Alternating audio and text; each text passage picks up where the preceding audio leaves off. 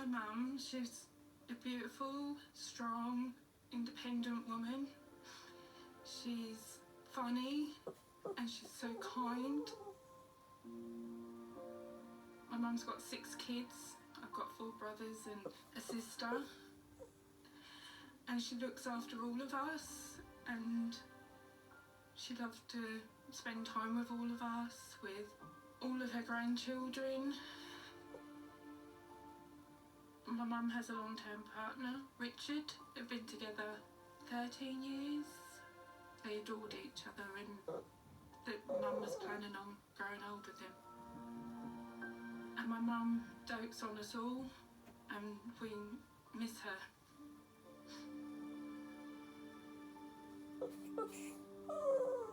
Near the mouth of the River Stour in Suffolk lies Brantham.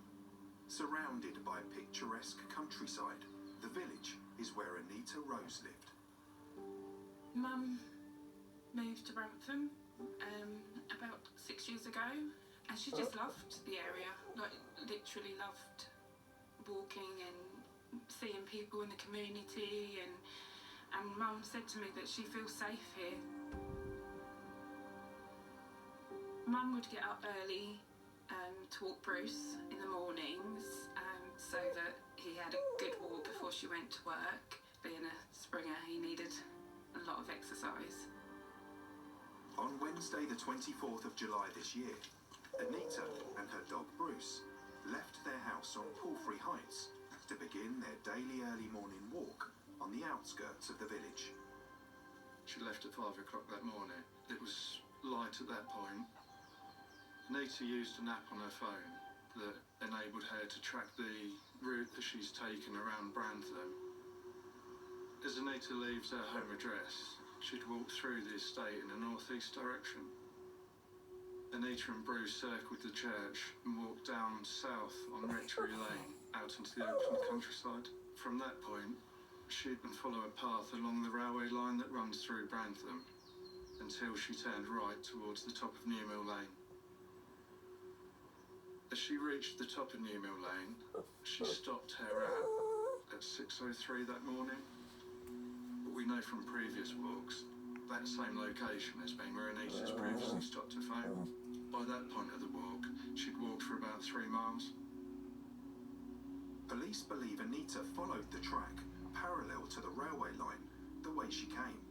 But instead of turning right and back towards the church, she carried straight on towards a pond, where she'd often take Bruce at the end of their walk. But Anita didn't make it that far.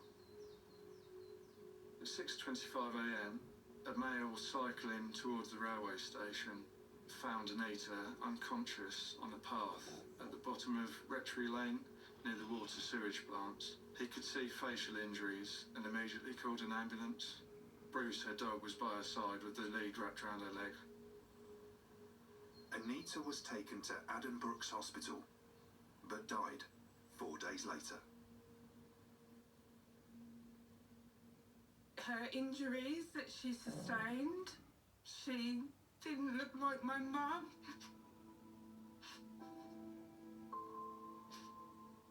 The doctors tried to do what they could, but she passed away on the Sunday morning.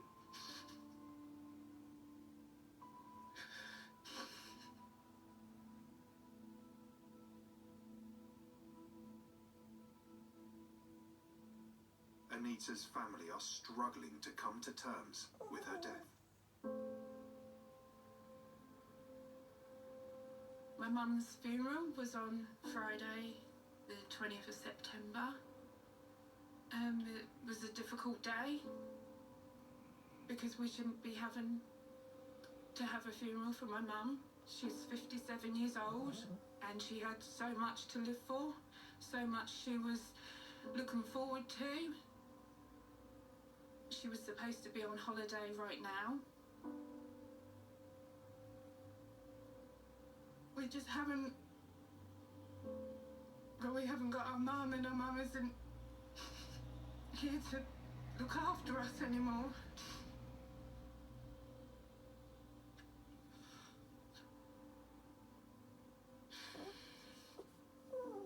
My mum is going to miss out on birthdays, the birth of my nephew, her grandson. She's going to miss my brother get married next year.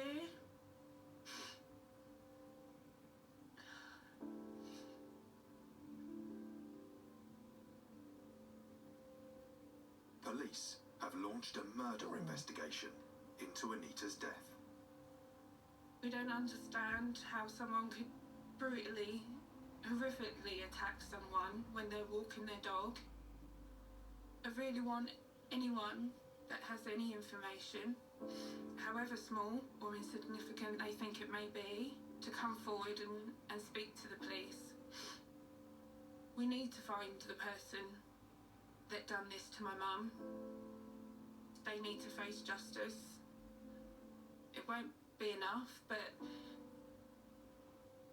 they've done it to my mum and they could do it to somebody else, and they're still out there.